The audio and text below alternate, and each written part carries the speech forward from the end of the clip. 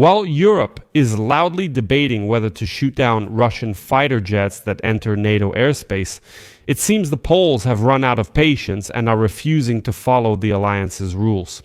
Poland is officially preparing a legal framework that will allow the country to shoot down aerial objects over Ukraine and even Belarus without needing approval from NATO or the European Union. Moreover, the new law will allow Poland to deploy its troops in other countries without coordination with NATO or the European Union. At the same time, unknown drones once again entered Denmark, partially paralyzing its airspace. And now the Danish government has called the repeated appearance of unknown drones over the country, particularly near military facilities, a hybrid attack. Meanwhile, Turkey has sent its military aircraft to Lithuania for protection against Russia. So it turns out that some individual NATO countries have proven to be more decisive than NATO itself. Well, let's analyze this issue in detail, especially focusing on the decision of the Poles, to stop waiting for NATO's approval. I'm Alexei Pechi, and today is September 25th. And before we start this episode, I want to remind you that every day on this YouTube channel, several news and analytical segments are released so you can stay up to date with absolutely all the news. That's why I recommend subscribing to this YouTube channel and ask you to like this episode. So, as you've probably already heard, there's news that NATO still can't decide whether to shoot down Russian planes that enter the airspace of alliance countries or not. Donald Trump and Ursula von der Leyen say they should be shot down. The leaders of Germany and France are calling for restraint and say it's enough to simply escort these Russian planes out. Well, this indecisiveness has apparently really frustrated the Poles. And today it became known that Poland is preparing to amend its law on deploying military forces abroad, and the law will be considered in an expedited manner. So what will change, to put it simply?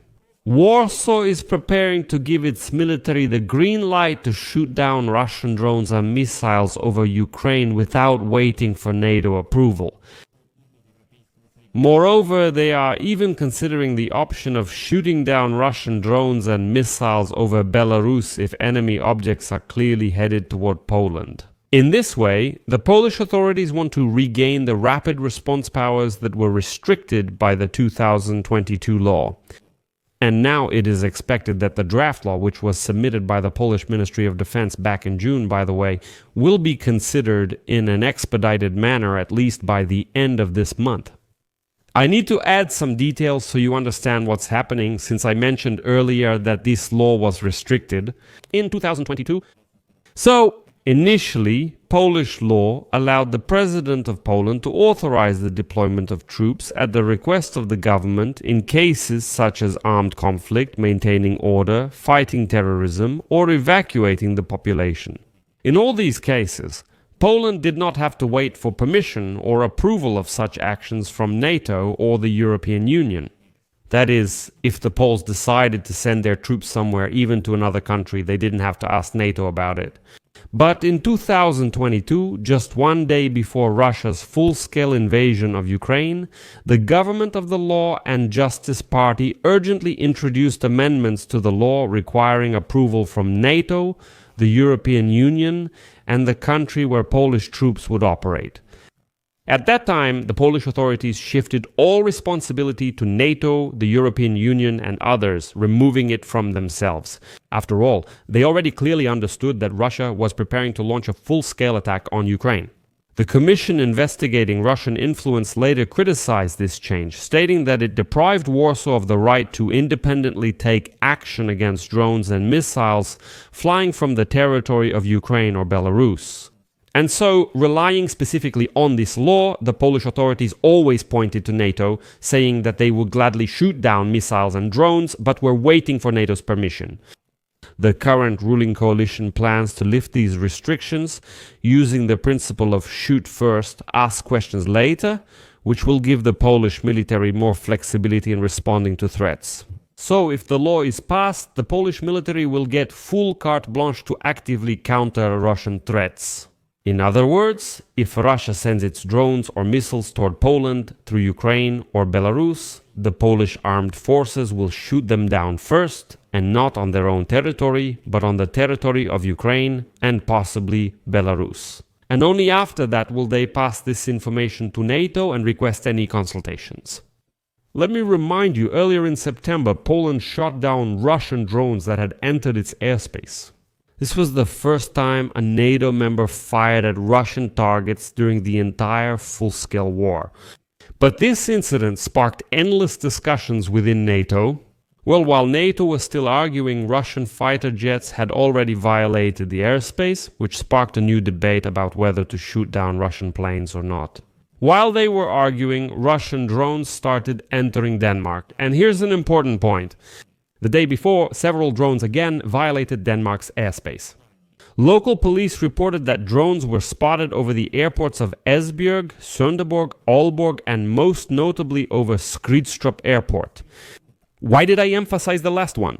The thing is, Danish F-35 fighter jets are based at Skridstrup Air Base, and the Ukrainian company Firepoint, which manufactures Flamingo missiles, is building a solid rocket fuel plant on the airbase grounds. But here, the conclusions about who exactly is trying to spy in Denmark are obvious. And now the Danish government has called the repeated appearance of unidentified drones over the country near military facilities a hybrid attack. Danish Defense Minister Troels Lund Poulsen said that this is not a coincidence. There are all the signs that a professional actor is at work. There are countries or entities that may be interested in undermining our support for Ukraine. More hybrid incidents are likely in the future, so Denmark must be prepared to respond effectively, especially given recent events in other European countries. The goal of such hybrid attacks is to sow fear. They are meant to create division, to scare us. Now it's more important than ever for us to stay united. Another instance of determination from individual NATO countries, contrasted with NATO's overall indecisiveness. Turkey has sent airborne warning and control system radar surveillance planes to Lithuania. This shows NATO boosting defense in the Baltic region after Russia's airspace violation. The mission of this aircraft is to detect low-flying drones and other objects that ground-based radars might miss. Here's how Bloomberg describes this episode today. Quote, "This move comes as members of the North Atlantic Treaty Organization are trying to coordinate their response to Russian aircraft and drones entering their airspace. At the same time, the partners openly contradict each other. I'll leave it at that. Share your opinion and conclusions in the comments below this episode. Subscribe to the channel, hit the bell, and don't forget to like." That's all for now. Take care. Goodbye, everyone.